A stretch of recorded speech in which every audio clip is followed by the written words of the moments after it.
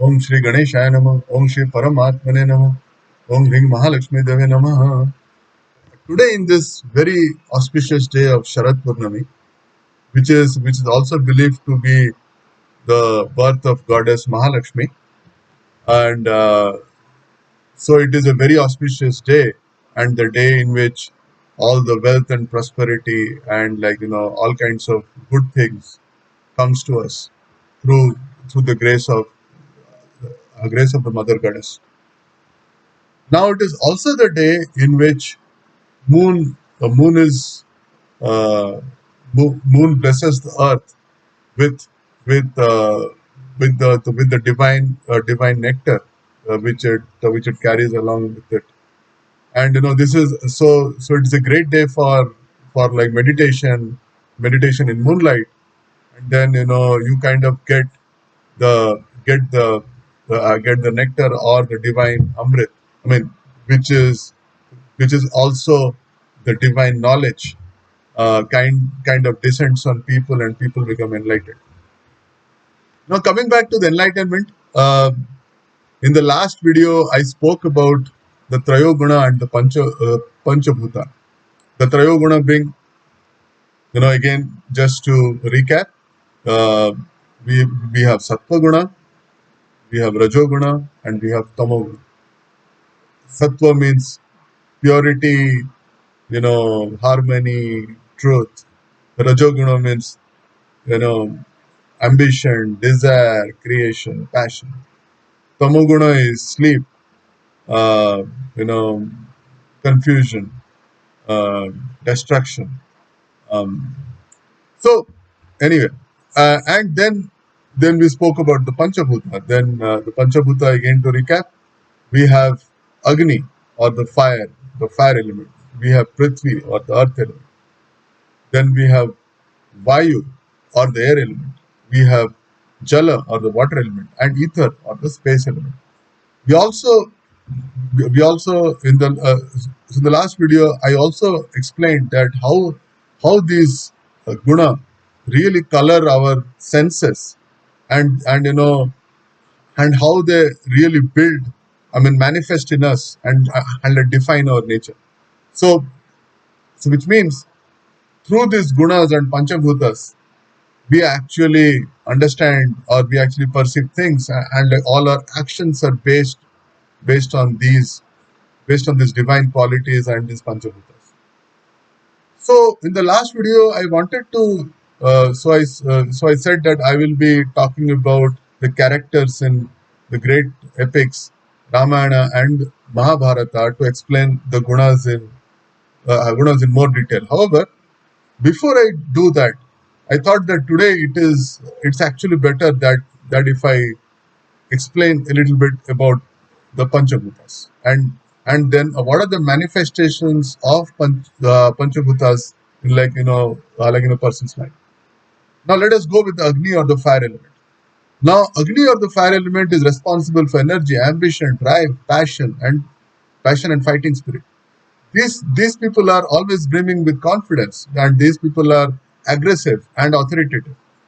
This will have a lot of positivity, and they are not afraid. They are like very very courageous, and they like to take up challenges. These people are want like to fight for justice, right? Because it's fire, so they don't like to differentiate. um, so people with a good amount of agni are become take up leadership positions, right? Because they have that lead by example personality. They can also take positions in the military, and then they always want to be in the front wherever they are, whether it's an organization, whether it's in their lives, or like they always want to be in the forefront or the driver's seat. Now they are the people who mostly learn from their own mistakes, because it is fire, right? So they always uh, learn from their own mistakes, but and they're good at experiential learning. But at the same time, because of their ability, because of the fighting spirit and their ability to kind of uh, I mean go ahead, come what may, right? They can get on they they they normally are able to get on with their lives even after failures. Now, what happens when there is excess of fire element? So when there is excess of fire element, these people can become rash, irritable, very, very, they can give unnecessarily angry, and sometimes they can become foolhardy, which is dangerous. Excess of fire energy also makes the person can make the person arrogant and a man of harsh words.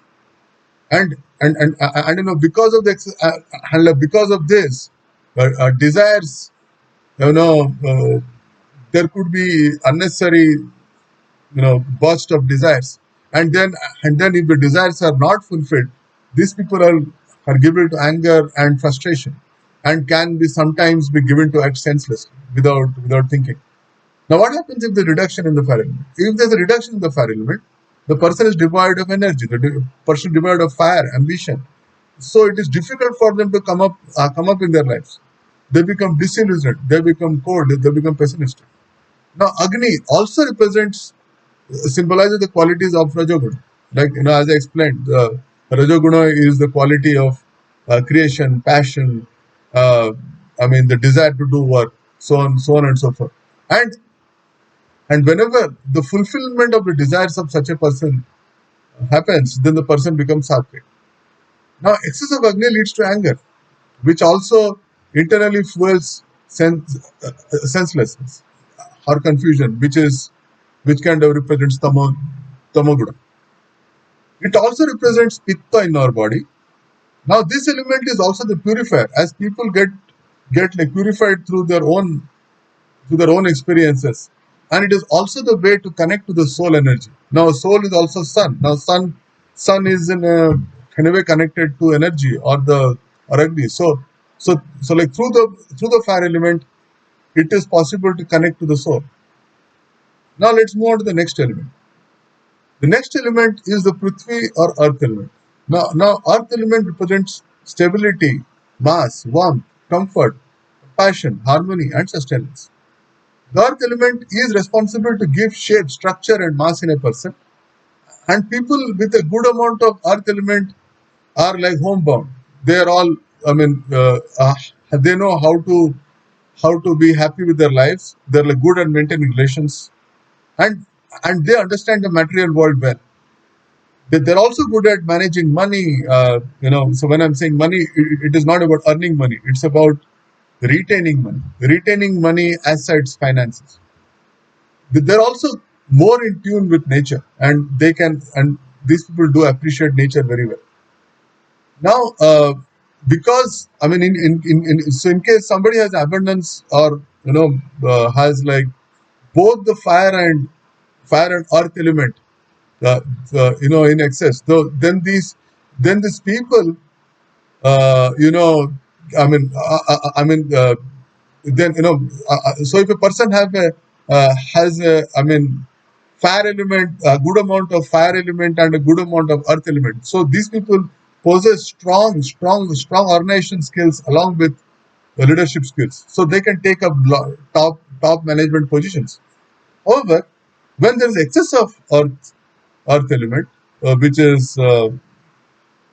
I said anything of excess is bad, and then the earth element becomes like imbalance. The person can become very, very rigid, inflexible in their views, and they become inflexible in their lives, and then because of the because of the excess of earth element, they also become too much materialistic, and because of which they cannot get into the spiritual plane or connect with their soul.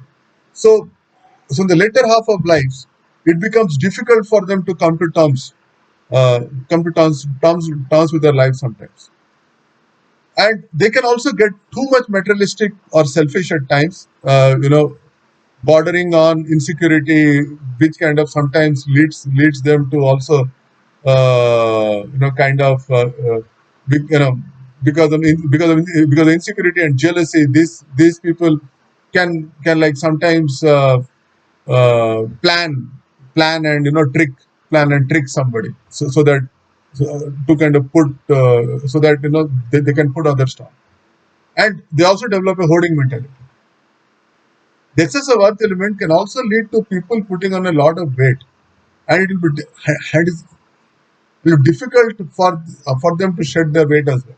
In all other elements, I mean, people will people might put on weight, but it is also possible for them to shed their weight. But in earth element, it becomes slightly difficult. At the same time, so what happens when people have less of the earth element? When they have less of the earth element, they are not good at understanding the material world and can feel disconnected from the same as well. I mean, they might feel that, hey, why am I born? What am I really doing?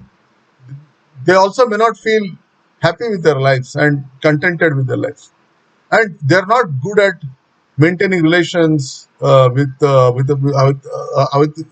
people unless and until some of the other energies are kind of supporting them, or some of the other elements are like really really well placed, and they're not good at managing or retaining their assets or finances. This is across. Now, Prithvi elements also symbolize as Sattva Guna, when in harmony, and then harmony and compassion.